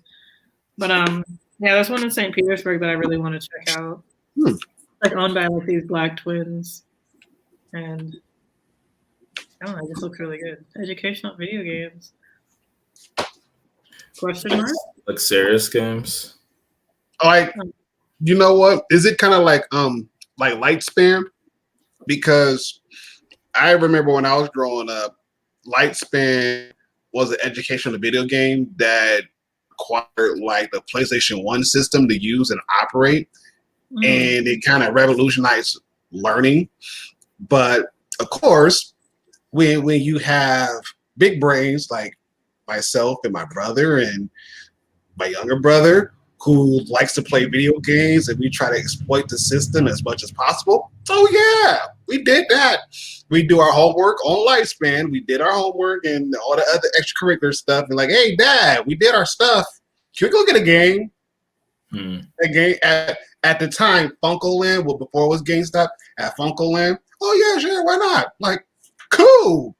We argue and bicker, and then we finally get one game.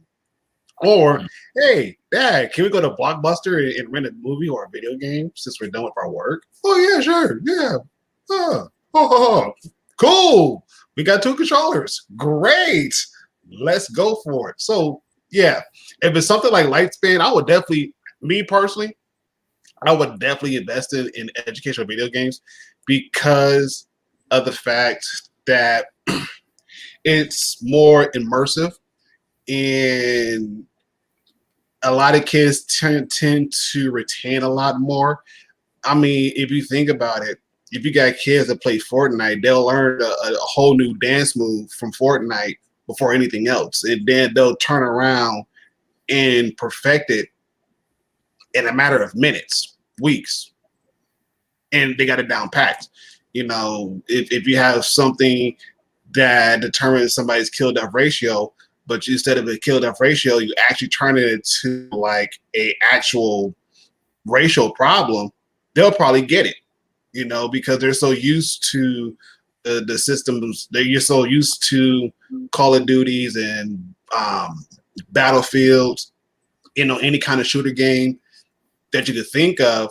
You turn it into an educational game, dude. Yes, that would be great. That would definitely be great. So if you guys haven't checked out Lightspan was big back in like late 90s, early 2000s. Yeah, I don't think I know. Late 90s, early 2000s. I remember that like clockwork. No, I don't know it at all. Oh yeah, it was one of those companies that was fairly new, but was short-lived, very short-lived, you know. And at the end of the day, like I know in Grand Rapids, it was huge in Grand Rapids. And the program itself, it was nice. It was very nice. It catered to like age groups. So you'll get a disc, of course, you get PlayStation. No. You'll get the PlayStation, you get the disc that's pertaining to whatever grade level that you're on. And on that specific disc or series disc had like your English, your math, your science, social studies, I think arts, music, whatever. You will have all those on a disc and you'll be able to kind of like interchange them, save progress and everything else. And so it was fun. It was fun, very interactive. Of course, graphics, cheesy, characters, super cheesy. But the program itself, it was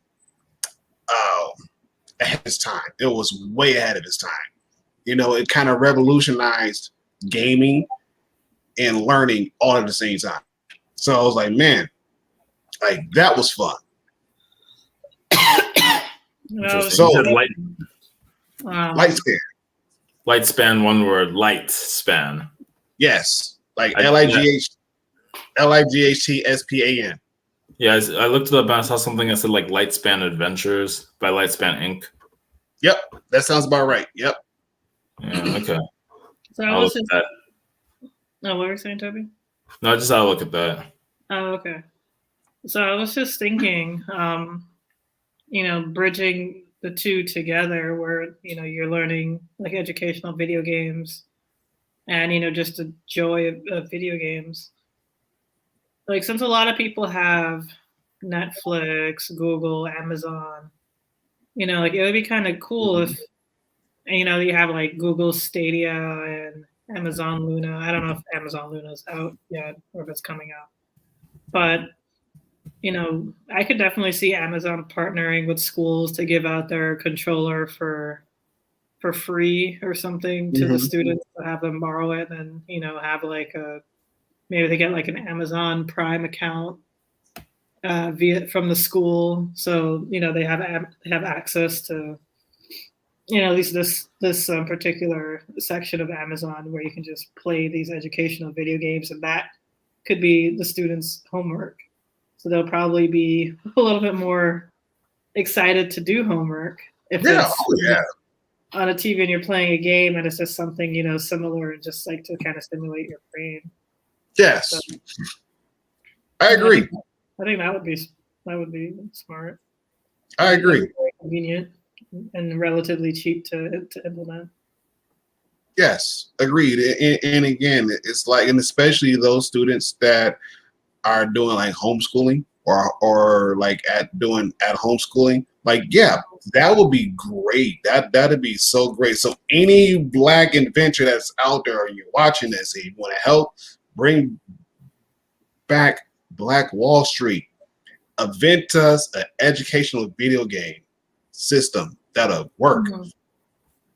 Right, and it's very low maintenance. You don't need a whole system. You just have a controller, and you just like rent it out. Like if you're just renting out a textbook, like when you rent out like your calculus textbook or whatever from school, you just rent out a controller. So I will need rubber pads because my children tend to break controllers. They go through controllers like nobody's business. I mean, I hope these games going to be like that frustrating. You'll be surprised. You'll be surprised. Like, how do you calculate this line on a graph? Damn it! I don't know. Yeah, that's probably one of my kids. Honestly, that's probably one of my kids. Which one, I don't know. It depends on the day, but yeah, that's probably one of them. Like, really? We just got that controller. I would like to know who Arts and Inventions is. Yeah, as I was say, it sounds like there's a thing you're getting that if you have like a product that you're working on or out here stealing our ideas. Geometry. I'm kidding. Arts and Inventions. Like these are honestly free. I don't care. But like, yes, I have ideas for days. Rage quit geometry. Rage quit geometry. What Mish from Twitch says. Look, rage quit Geometry. Rage quit algebra. I can't figure out what x equals 0. Gosh. Tired of dealing with my dang X in this classroom. It's like, what do you mean find X? I'm trying to find her. I'm trying to lose X.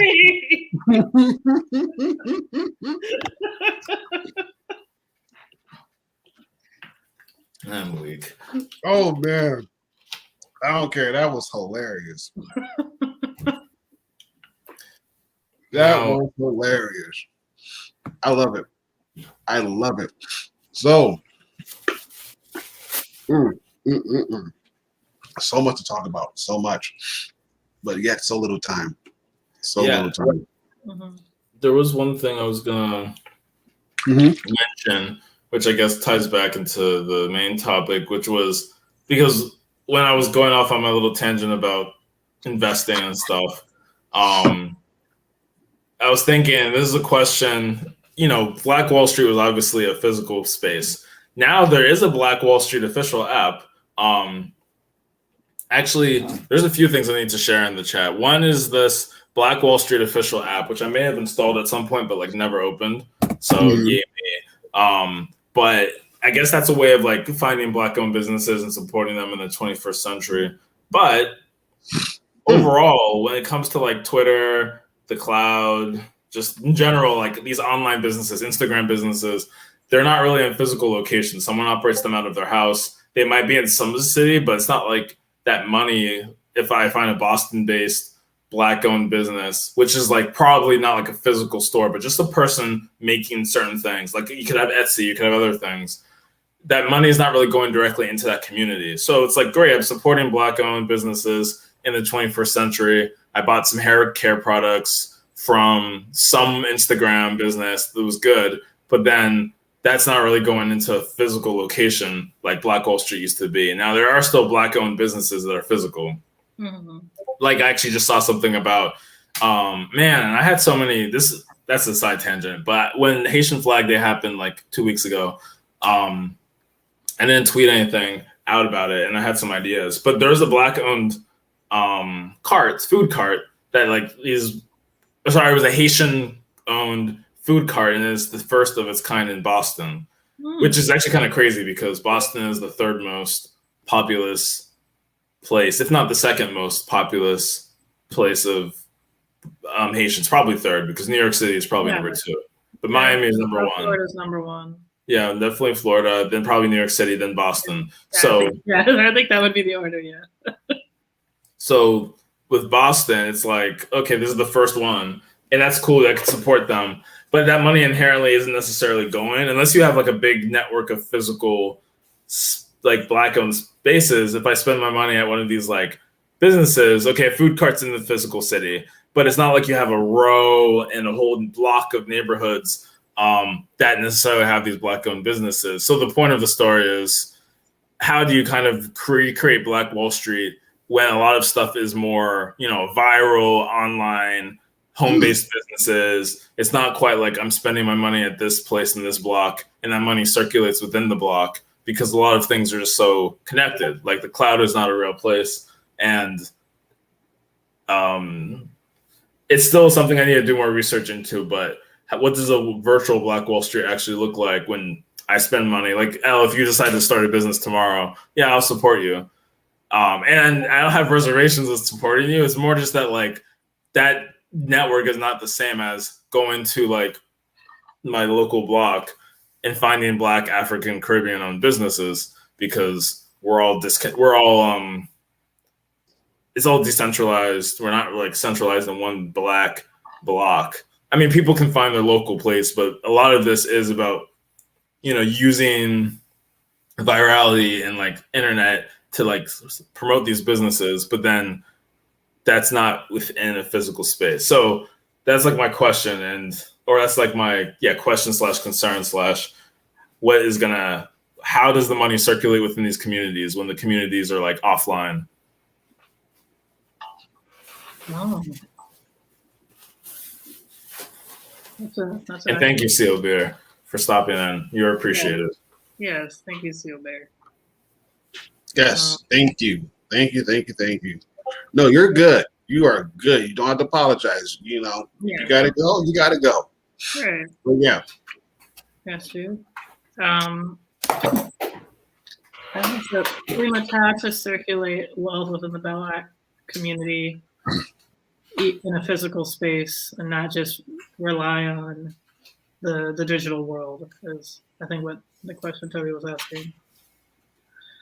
Yeah, no, you definitely have to really go out and search for these Black-owned companies. I actually have downloaded the official Black Wall Street app probably like a year ago. I don't know. I downloaded it some time ago. And I could be a snob when it comes to like design, and the design was not the best. There was like a lot going on that was just so unnecessary. And when I went to like just search for things, I wanted to see if like, my favorite restaurant, if it opened, like if it was there. And it wasn't. And I'm like, okay, you can't get them all. But I found it weird how I couldn't like at least upload that, or just like, try to, even if they need some sort of verification, or, like have somebody be like an ambassador of the area to just go in and make sure that that place is a Black-owned place or something. Mm-hmm. Mm-hmm. I could just be like, oh, this address is a wine and restaurant bistro place. These are their hours. I couldn't fill out anything, or at least I don't think so. Or maybe I was having trouble. I can't remember. It was such a long time ago when I was using the app. I remember there was something that I was trying to do that it just wasn't working. I wonder if that's what it was. I can't remember, but I just remember not being able to just, it's like let the app know that this is a Black-owned business that's located here, and if there was even a way within the app to be some sort of ambassador that they could even pay me an Amazon gift card money or something. You know, I can understand like money might be tight. You can't just have people, you know, Ubering this app essentially, just saying like, oh yeah, I could find these Black-owned businesses and then making a ton of money off of it when, you know, the Right. company, you know, the CEO and everything itself, just, you know, are like hemorrhaging money when they don't have any. Because, you know, Right. which I assume is the app is still a startup. I don't know. But yeah, like I felt like there should have been some sort of thing or some sort of incentive to try to go out and find Black-owned businesses or be able to just upload some information or put on a pin within the map to, you know, just find it or something. But no, like it wasn't user friendly. I guess that's it. And you know, a lot of times, you know, and I always try to support and try to see and check things out. A lot of times, Black-owned businesses, whether it's an app or a website, the app or the website isn't always the best looking and isn't always the most user friendly, and it's always just so disappointing. It is just so, you know, it just angers me as I mean, I'm mainly a developer, but I design a bit as well. I'm not the type to make intricate, like amazing logos or, you know, make, you know, like animated GIFs or designs or something very intricate. But, you know, I know how to lay out a website. I know how to lay out an app. But it's just the fact that, you know, usually these companies tend to probably hire their friends, cousins, sisters, nephews, best friend who, you know, took a course on Code Academy once to build an app and, you know, watch like a couple YouTube videos and, you know, can build your app for like $50. And so you're like, all right, cool. We just have to get this thing out, you know, before anybody steals my idea or something, instead of just actually taking the time out to make it as amazing as possible. And I understand, like, yeah, you can do updates and iterations and things like that. But I don't know, maybe it's changed since I last downloaded it. Maybe I should give it a download again, give it another shot. There you go. It was definitely I felt like, I don't know if it was the only one. I was going to say it was the best one out there, but I don't know. So what was it again? The official Black Wall Street app, the same one that you mentioned earlier. Oh, for some reason I thought that there's another app. Okay. Yeah, no, this is the one that you mentioned. Because when you mentioned it, I was like, I think I downloaded that before. Yes. Yeah, I have. Yeah. Interesting. I guess I'll take a look at it. I know one thing, because those are interesting ideas about like being an ambassador, possibly getting paid, almost like affiliate marketing, which Roberto Blake has talked about before, and I know he's a big fan of it. You can basically refer people, not refer, but like, yeah, in a way refer people. Hey, I'm letting you know about this product or thing, and now I get like some little slice of that. Like that would be an interesting way of being like an ambassador, like a brand ambassador almost. And yeah, and I know like Uber Eats, they had the big thing like once, like basically this time last year, because of course George Floyd's actually. Yeah, because we celebrated our year like long, you know, our 1 year anniversary of the channel, but it also coincided really with the George Floyd protest, which we didn't explicitly talk about here last week, but I mean it came up. But the point is that like this time last year, very different mood in the country, and a lot of companies were doing what they could to sort of help equity and help solve racism, I guess. So Uber, thankfully, though, they were like, you can look for Black-owned businesses. His businesses could apply. I mean, those are like restaurants and stuff. You probably might not find smaller, like, you know, like food trucks or other things. But I guess if you could prove, hey, look, we're a business, we're Black-owned, boom, Uber Eats. So some apps did what they could to like help, I guess, create that network of, you know, consumers who want to support Black businesses. And that, of course, creates more wealth in a way from, like you can say, from the grassroots. Biden, and I can't believe I didn't mention this before, because I mentioned the fact that Biden stopped the thing, so I don't know how I forgot to mention it, but he's put in like $100 billion, I think, to help close the Black racial wealth gap. 100 billion with a B I believe so. to help break racial wealth gap. Okay. Let me double check. Yep, 100 billion in federal contracts to disadvantaged businesses to shrink racial wealth gap. So, yeah, I haven't looked at the planner, however. And how does he identify? This is unclear how the Biden administration intends to identify so-called disadvantaged businesses without explicitly establishing a racial litmus test, which would almost certainly be challenged in court as unconstitutional. So yeah, there's going to be some legalese, I'm sure, and there's going to be ways of doing this in a way that gets support. But who knows how that's going to work? But that's the top level. So the top-down approach. Then you have like companies doing what they can, like Uber and anyone else. I mean, we'll see how it folds out, I guess. But I've always just been thinking, if you want to create a new Black Wall Street with all the technological advances we have and all the knowledge of the internet and all our smarts and innovation, how the heck would you make it happen? And keep the money circulating within those communities.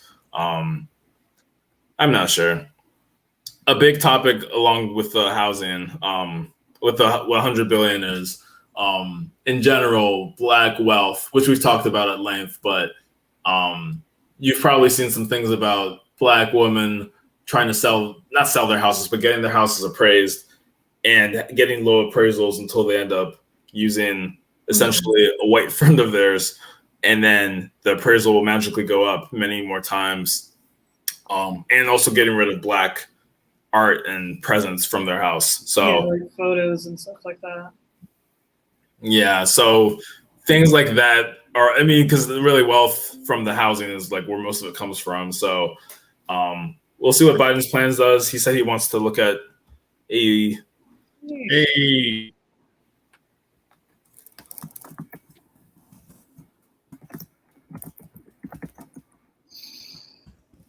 No, it's true. Like I've already planned it that when I'm ready to sell my place, I'm probably gonna have one of my white friends stand in and pretend to be me or my husband or something. Sheesh. Yeah, it's definitely very unfortunate. Unfortunately, like my area is just very it's very mixed. So I don't know if it would make a difference, but just the slightest chance that I might get. Hey, good to see everyone. Right back at you. Yes, good to see you. Right back at you. Well, yeah, there's a video. Oh, were you gonna say something? No, go ahead. Go ahead. Yeah, I was just gonna say the last thing was the video that it was a quick interview of, so it was MSNBC and it was someone interviewing. It's hard to watch this. I don't know exactly who the person is. I guess there's oh wow. Okay, so it's an Oklahoma state senator and chair of the 1921 Tulsa Race Massacre Centennial Commission. So that was the commission that the governor of Oklahoma got removed from because he decided to say that we're not going to talk about race in public schools. So that's kind of embarrassing. But the state senator, he's a Democrat, and he's the chair of this Race Massacre Commission. And he was talking on MSNBC about the anniversary and remembering the victims. And essentially the woman was saying, why have we not heard about this growing up? Why has this not been talked about as much? The guy was giving his point of view. I'm going to share that video. It's very interesting because a lot of people, because the problem was that it was on Memorial Day. And so a lot of people were like, why can't we remember veterans of every race and things? And I'm like, this has nothing to do with Memorial Day. It just happened that yesterday was Memorial Day this year because it was the last Monday of May. But it just like every May 31st is Memorial Day. But the 31st is Memorial Day, so a bunch of people are like, "Why can't you post about Memorial Day? Don't you care about the veterans?" Like the video is definitely like, and it was such an innocent video, but it's like twice as many dislikes as likes just because of yeah, it's just so dumb. It's so dumb. Like the video was good, but looking at it, I'm just like, are people serious right now? So I wanted to share that in the comment though, because it was nice. It was like a short 4-minute video. You can watch it just to like see the guy who is in charge of this commission having an interview about this, and I feel like that would be a little interesting. Oh, I can't even send this here. That's fine. I'll share in the chat shortly. But yeah, if anyone else had any closing remarks, please go, because I know I don't want to hold up. I don't have any closing remarks. El, you have any closing remarks? No, not really. Just be mindful of your local politicians and vote out people who want to keep truth from you. Yeah, agreed. It's very unfortunate. Oh, you was only that directly. What's funny is that you can do both. You can post something about Memorial Day and about Tulsa. Yeah, I don't know what it is. Memorial Day.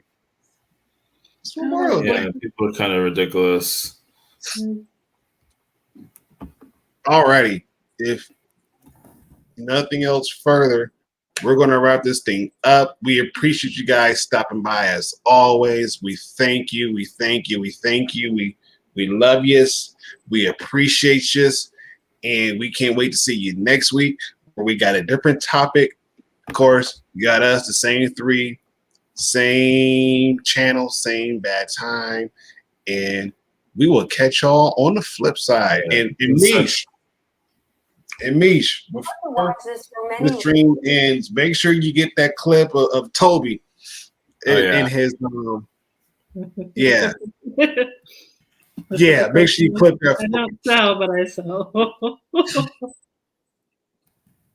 And I am going to copy this link, and I'm going to put that link in the description box below so you guys check it out. No, I don't want to save. I want to... let's see. Nope.